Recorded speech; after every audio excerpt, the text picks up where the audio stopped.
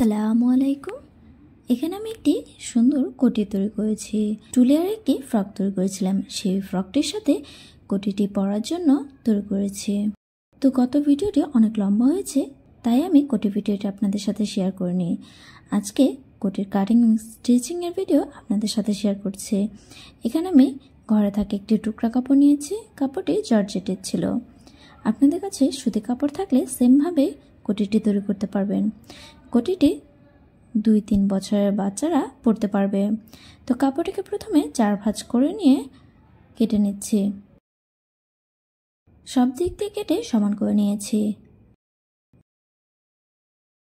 এখন বন্ধ দিক থেকে শোল্ডার নিচ্ছি 5 ইঞ্চি, আর্মহোলের জন্য 5.5 ইঞ্চি নিচ্ছি। এল শেপ দিয়ে নিয়ে বডি নিচ্ছি 7 ইঞ্চি, এক্সট্রা 1 থেকে 1.5 ইঞ্চি নিচ্ছি।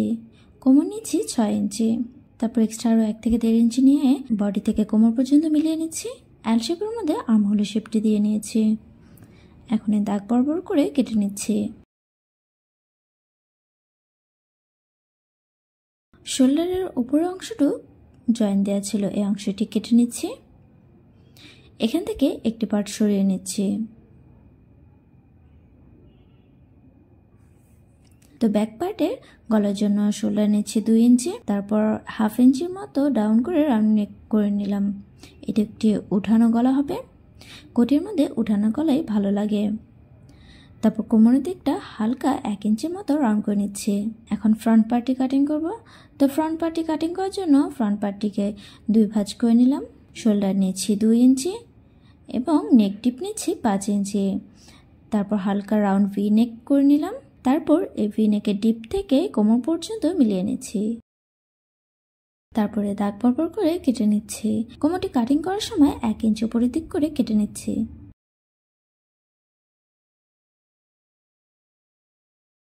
ফ্রন্ট পার্ট এবং ব্যাক পার্ট একসাথে করে নিয়ে শোল্ডারটি রাউন্ড করে নিচ্ছি। ফ্রন্ট পার্টে তালপাটি কেটে নিচ্ছি।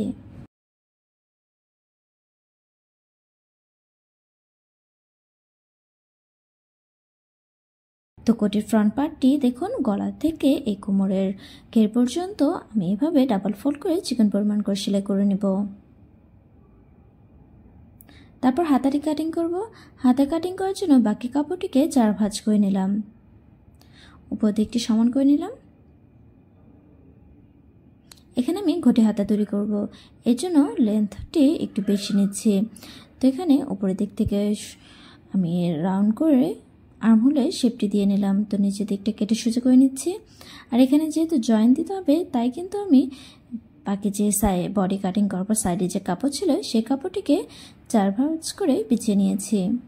যেহেতু কাপড় এখানে কম, তাই আমি এভাবে ঘটি হাতার জন্য কাপড়টি কেটে নিচ্ছি।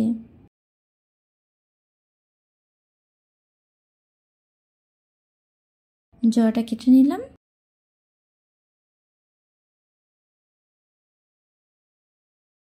হাতেটি জোড়া দেওয়ার পরে ফাইনাল কাটিং দিব। তো এখানে দেখুন নিচের মোড়ের দিক দিয়ে সমান করে কেটে নিলাম।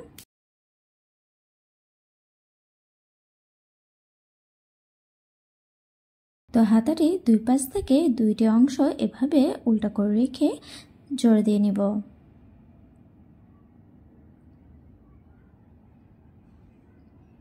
এখন আমি প্রথমে বডি পার্টটি সেলাই করব। তো যেহেতু একদম চিকন পরিমাণ করে সেলাই করব, এর জন্য প্রথমে একটি ভাঁজ দিয়ে সেলাই করে নিচ্ছি। জর্জেট কাপড় সেলাই করতে একটু অসুবিধা হয়, তাই কিন্তু আপনারা প্রথমে একদম চিকন পরিমাণ করে একটি ভাঁজ দিয়ে সেলাই করে নিতে পারেন।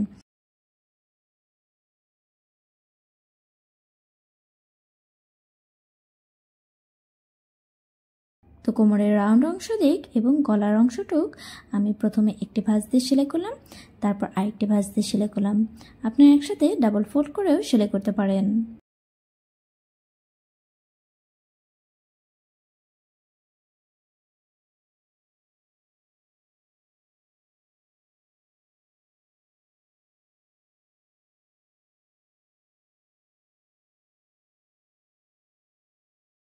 তারপর গলা থেকে কোমর পর্যন্ত আমি এই লেসটি সেলাই করে নেব। ফ্রন্ট পার্টের সোজা পার্টের উপরে আমি এই গলা থেকে কোমর পর্যন্ত এই লেসটি সেলাই করে নেব।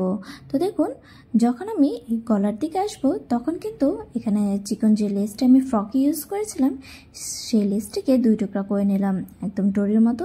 আপনারা কাপড় দিয়ে ডরিও তৈরি করে নিতে পারেন। তারপর এভাবে 2 ভাঁজ করে লুপ করে সেলাই করে নেব। লেসের নিচে দিয়ে আমি ডরিটিকে লুপ করে সেলাই করে নিয়েছি। এখন লেসটি যেহেতু একটু উঠে উঠে রয়েছে তাই এখানে আমি ফেব্রিক গ্লু দিয়ে এভাবে লাগিয়ে নেব। যেহেতু কাপড়টা একদমই পাতলা তাই কিন্তু নিচে আমি টিস্যু রেখে তারপর গ্লুটি লাগিয়ে নিচ্ছি, নাহলে কিন্তু টেবিলের মধ্যে গ্লুটি লেগে যাবে।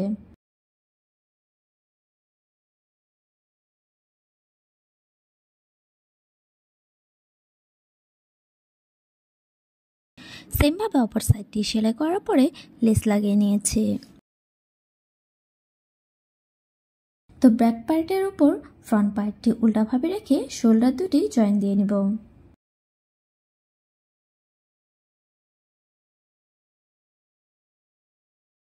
শোল্ডারটি জয়েন দেওয়ার সময় আমি গলার দিক থেকে জয়েন দেব না, মানে আর্মহোলের দিক দিয়ে সমান রেখে তারপর জয়েন দেব। এক্সট্রা যতটুকু কাপড় থাকবে ততটুকু গলার কাছে থাকবে, সে ততটুকু অংশকে আমি এভাবে ফোল্ড করে ডাবল ফোল্ড করে সেলাই করে নেব।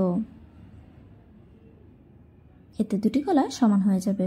তো গলাটি সেলাই করার পর এখন আমি হাতাটি সেলাই করব। হাতাটিও সেমভাবে প্রথমে একটি ভাঁজ দিয়ে সেলাই করে নিলাম। হাতা ফিনিশিং যাতে সুন্দর হয় এর জন্য প্রথম আমি একটি ভাঁজ দিয়ে সেলাই করেছি, তারপর আরেকটি ভাঁজ দিয়ে সেলাই করে নিচ্ছি।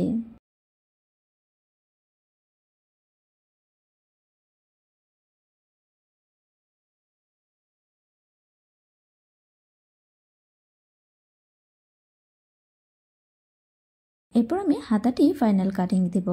তো এখানে দেখুন একটা হাতা আমি কাটিং করে নিয়েছি। হাতাটি লম্বা নিচ্ছি 6 ইঞ্চি এবং মোহরের দিকে নিচ্ছি 10 ইঞ্চি। তারপর আমি দেখুন মোহরের দিকটি কিন্তু একদম মিলিয়ে নিয়ে কেটে নিলাম।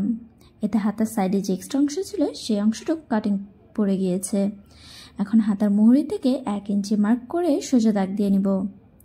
আর এই মার্কটি আমি উল্টা দিকে দিয়ে নিয়েছি। তো এখানে সবচেয়ে চিকন পরিমাণ ইলাস্টিক নিয়েছি। ইলাস্টিকটি 6 ইঞ্চি লম্বা করে কেটে নিয়েছি। ইলাস্টিকটি এই দাগের উপরে একদম টেনে টেনে ধরে সেলাই করে নেব।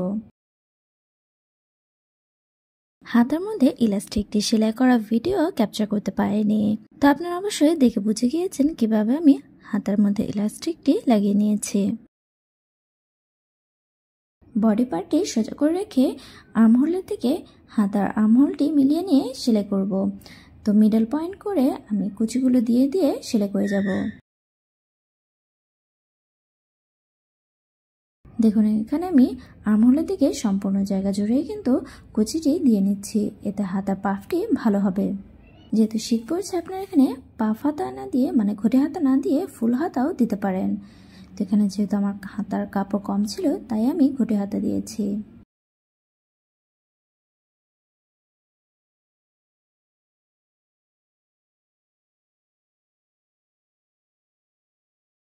তারপর আমি হাতার মোহরি থেকে সাইডটি সেলাই করে নেব।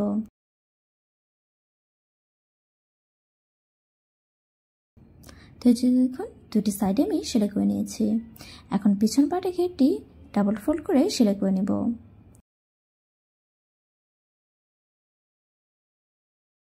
ফ্রন্ট পার্টের সমান করে পেছন পাটে ঘেরটি আমি সেলাই করে নিয়েছি।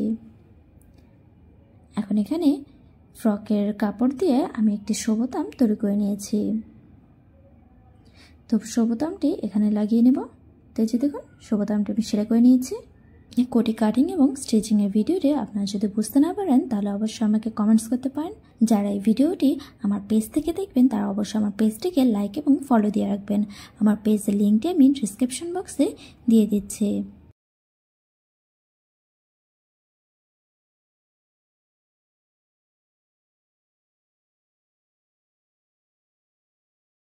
তো এই যে দেখুন 2 লেয়ারের ফ্রকটি টুকরো কাপড় দিয়ে এই 2 লেয়ারের ফ্রকটি আমি তৈরি করেছি।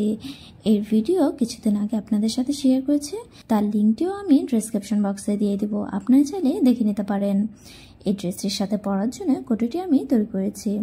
ড্রেসটিতে ব্লু কালার প্রিন্ট ছিল, তার সাথে ম্যাচিং করেই কোটি তৈরি করেছি। কোটিটির ভিডিও ভালো লাগলে অবশ্যই ভিডিওটিতে একটি লাইক এবং কমেন্টস করে যাবেন। তা যে পর্যন্তই, থ্যাংক ইউ ফর ওয়াচিং।